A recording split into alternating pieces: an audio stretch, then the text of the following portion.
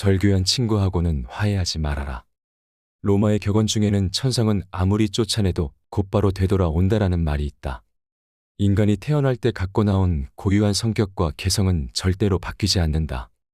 3살 버릇이 80까지 가는 것이 아니라 태어날 때 성격을 무덤까지 갖고 가는 것이다. 인간은 자신의 고유한 본성을 결코 잊지 못하는 법이다.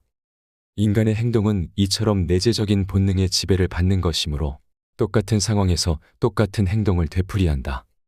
따라서 어떤 이유로든 한번 절교한 친구와 화해하는 것은 잘못이다. 그 친구는 훗날 똑같은 상황에서 똑같은 본능을 되풀이하기 때문이다.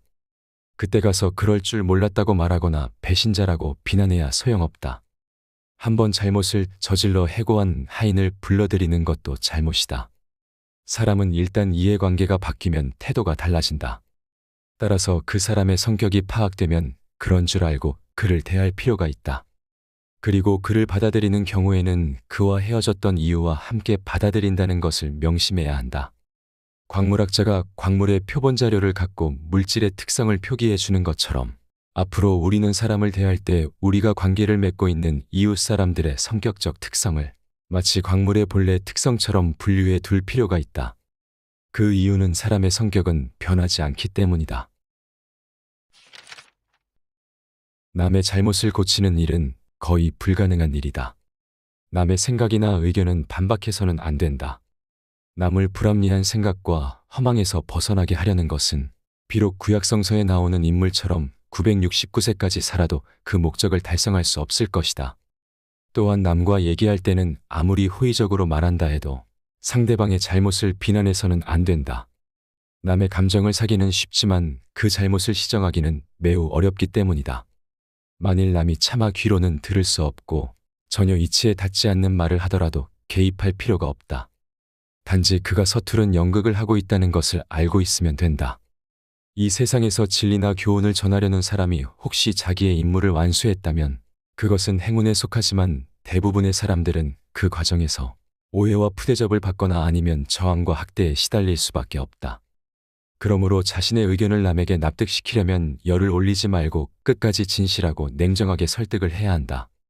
자기 의견을 말하면서 열을 올리면 듣는 사람은 그의 말이 지성에서 나온 판단이라기보다는 관철하려는 의지에서 나온 것이라고 생각하기 때문에 더욱 납득하려고 들지 않을 것이다. 비밀을 고백하면 비밀의 노예가 된다. 개인적인 비밀은 깊이 숨겨 두어야 한다. 아무리 친한 친구에게도 객관적인 자기 모습만 보여주는 것이 좋다. 주관적인 입장에서는 친구도 역시 남이기 때문이다. 만일 우리가 친한 친구라고 해서 모든 비밀을 말해버리면 나중에 뜻하지 않은 피해를 받을 우려가 있다. 옛부터 과묵함을 처세술의 근본으로 삼은 것은 그 때문이다. 아라비아의 격언을 보면 생활의 지혜가 담겨 있다.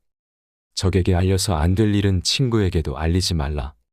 비밀을 지키면 비밀의 주인이 되지만 비밀을 고백하면 비밀의 노예가 된다.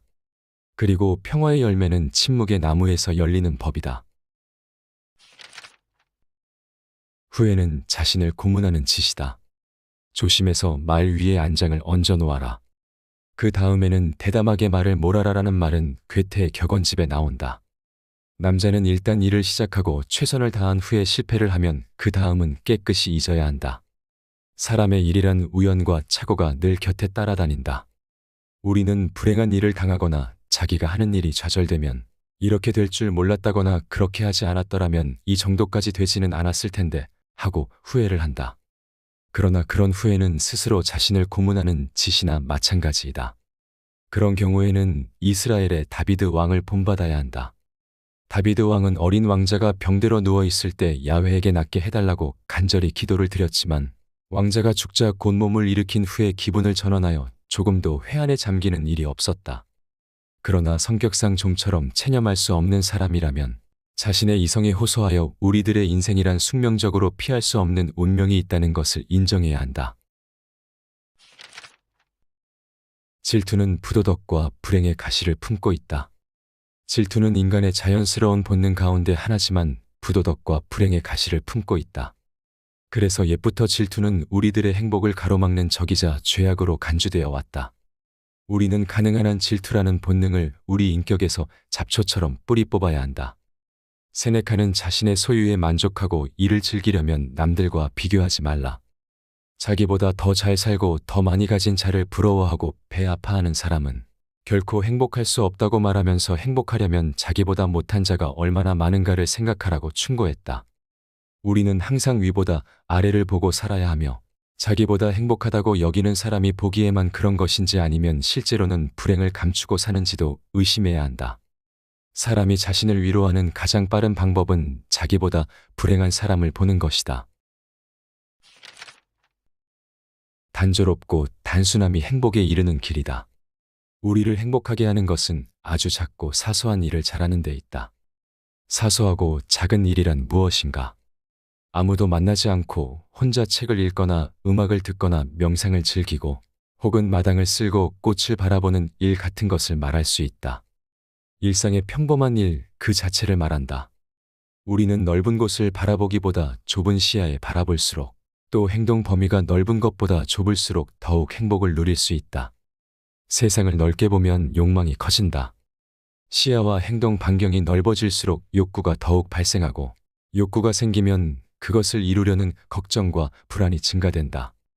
사람을 많이 만날수록, 친구가 많을수록, 좋아하는 사람이 많을수록 소망과 욕구의 접촉 범위가 커지면서 불행을 자초할 수 있는 기회와 환경이 커진다.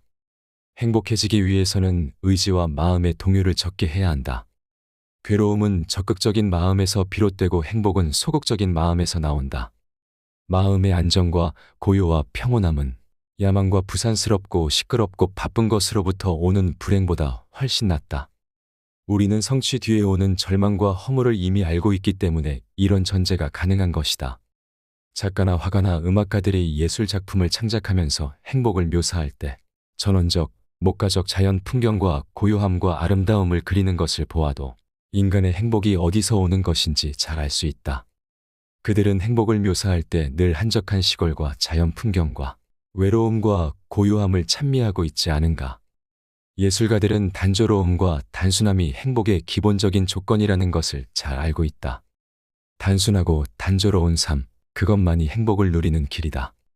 결국 인간의 행복과 불행은 마음먹기에 달렸지만 단순하고 단조로움을 견딜 수 있는 사람은 지적인 생활을 감당할 수 있는 정신적 소양을 갖추어야 한다. 그래야만 권태라는 그늘에서 벗어날 수 있다. 슬픔의 눈물을 흘려본 사람이 기쁨의 눈물도 흘릴 수 있다. 인간은 고통을 느끼지만 고통이 없다는 것은 느끼지 못한다. 또 걱정은 하지만 걱정이 없다는 것은 못 느낀다. 두려움은 느끼지만 안전은 못 느끼며 갈증이나 욕망이나 희망은 느끼지만 그것을 손에 쥐게 되면 금세 흥미를 잃는다. 심한 갈증으로 허겁지겁 물을 마신 후에 남은 물은 버리는 것처럼 욕망도 충족되면 손에서 놓는다. 인생에서 중요한 세 가지 선이라고 할 수 있는 건강과 젊음과 자유조차도 그것을 누리고 있는 동안에는 전혀 느낄 수 없다. 아프지 않은데 병원에 가는 사람이 어디 있으며 젊음은 너무 당연한 얘기고 자유로울 때는 자유 그 자체가 없다. 그러나 경범죄로 파출소 철창에 들어가는 순간 자유가 얼마나 소중한가를 즉시 느끼게 된다. 인간은 행복할 때는 자신이 행복하다는 것을 느끼지 못하지만 불행해져야 그때가 행복했다는 것을 깨닫는다. 그렇다면 내게 현재의 행복이란 없고 행복은 과거의 기억으로만 존재한다는 얘기다. 향락과 쾌락에 대한 실감도 그것이 강할수록 감퇴되며 습관이 되면 없는 것과 똑같아진다. 그러다가 쾌락의 습관조차 끝나면 괴로움만 남게 된다. 권태는 시간을 느리게 만들고 쾌락은 시간 관념조차 없애버린다. 그렇다면 우리는 이런 결론에 도달할 수가 있다. 물이 나를 살리고 있다는 것을 깨닫기 위해서는 극단의 갈증이 필요한 것처럼 고통스러운 병고는 건강의 중요성을 깨닫게 해주고 늙었다는 것은 젊음의 소중함을 일깨워주고 극단의 구속은 자유의 소중함을 알려준다는 것이다. 그렇다면 우리가 지금까지 그토록 싫어하고 피해왔던 불행들이란 행복을 느끼기 위해 반드시 필요한 필수 조건이라는 것이다. 죽음 직전에 살아나야만 삶의 기쁨을 가장 크게 맛볼 수 있다면 우리는 모든 불행과 고통을 얻지 마다할 수가 있겠는가? 향락은 욕망을 달래는 도구에 불과한 것. 사람들은 청년기를 인생에서 가장 행복한 시기로 여기고 노년기는 비애의 시기로 보는 경향이 많다. 만일 인생에서 행복을 격동과 감동으로만 본다면 그 말이 맞을지도 모른다. 하지만 청년기에는 바로 그 격동과 감동에 의해 기쁨보다는 고통에 더 많이 시달린다.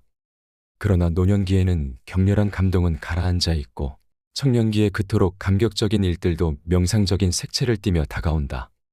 그 이유는 노년기에는 인식이 자유롭기 때문이다. 인식 그 자체에는 고통이 없다.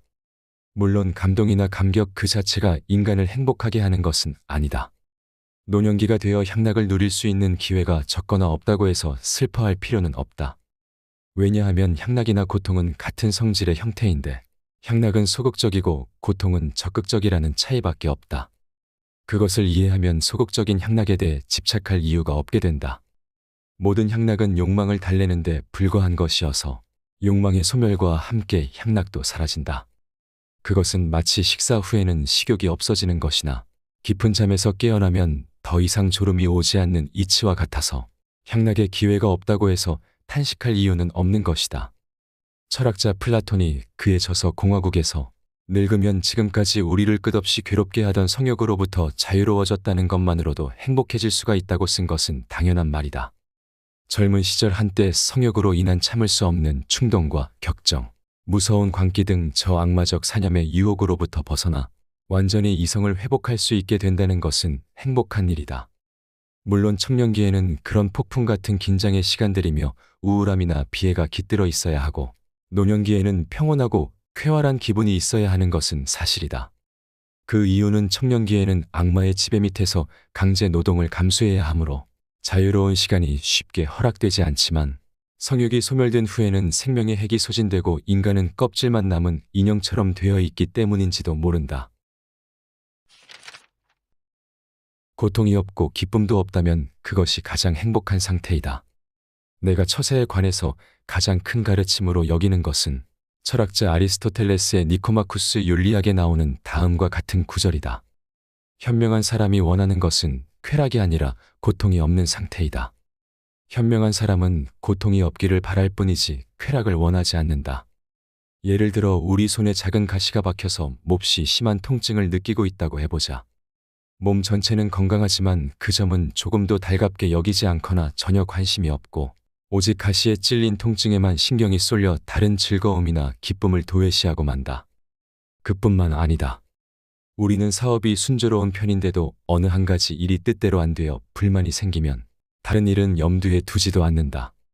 우리가 피해 의식을 느끼고 괴로운 것은 이러한 마음의 작용, 즉 의지에 달려 있다. 이렇게 의지의 작용은 적극적이고 직접적이다. 아리스토텔레스의 가르침은 바로 그 점에 착안한 것으로 보인다. 우리는 쾌락과 안위를 목적으로 삼아서는 안 되며 단지 고통이 없는 평온함을 추구해야 한다. 만일 이런 처세 방법이 잘못이라면 우리는 프랑스의 작가 볼테르의 명언 행복은 한 조각의 꿈이며 고통만이 실제이다라는 말도 거짓이 되고 만다. 우리가 행복하게 산다는 것은 가능한 한 괴롭지 않게 간신히 견디면서 산다는 뜻이다. 인생은 쾌락을 누리기 위해서 사는 것이 아니라 괴로움을 어떻게 잘 견디는가를 수련하기 위해서 산다고 볼 수 있다. 그렇다면 행복도 마땅히 큰 기쁨과 쾌락을 누린 사람의 몫이 아니라 괴로움을 잘 견뎌낸 사람의 몫이 될 수밖에 없다. 만일 우리가 기쁨과 쾌락을 행복의 목표로 삼는다면 우리는 늘 자기 자신에 대한 불만과 이웃에 대한 시기와 질투로 더 큰 고통에 사로잡힐 것이다.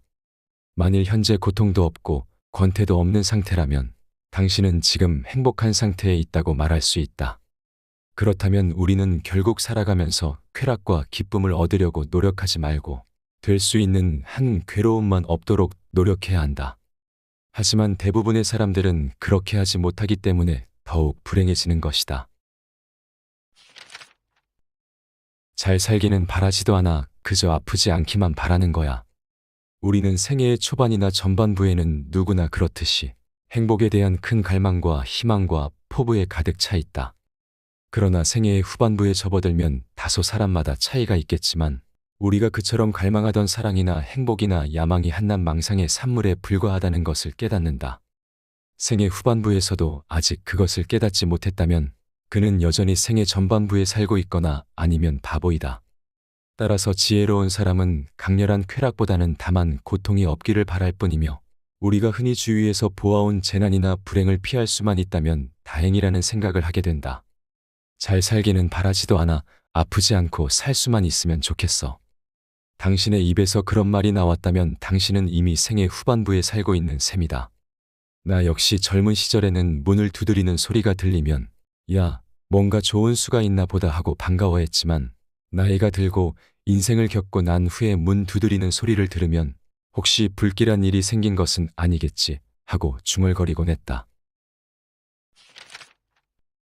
앞의 내용은 쇼펜하우어가 지은 책 쇼펜하우어 사랑은 없다의 일부분이다. 우리는 대부분 나이가 들면서 불행이 점점 커지고 빈번해진다는 것을 느낀다. 직장에서는 인간관계에서 불행을 느끼고 경제적으로는 돈이 없어 불행을 느낀다. 잘 생각해보면 기쁜 시간보다 힘든 시간이 더 길고 깊게 느껴질 수 있다. 찰나의 기쁨을 위해 긴 고통을 감내하는 것이 행복을 위한 행동인가? 고통을 느끼지 않기 위해 기쁨을 포기하는 것이 행복을 위한 행동인가? 그래서 쇼펜하우어는 인생을 고통과 권태 사이를 오가는 시계추라고 표현했다.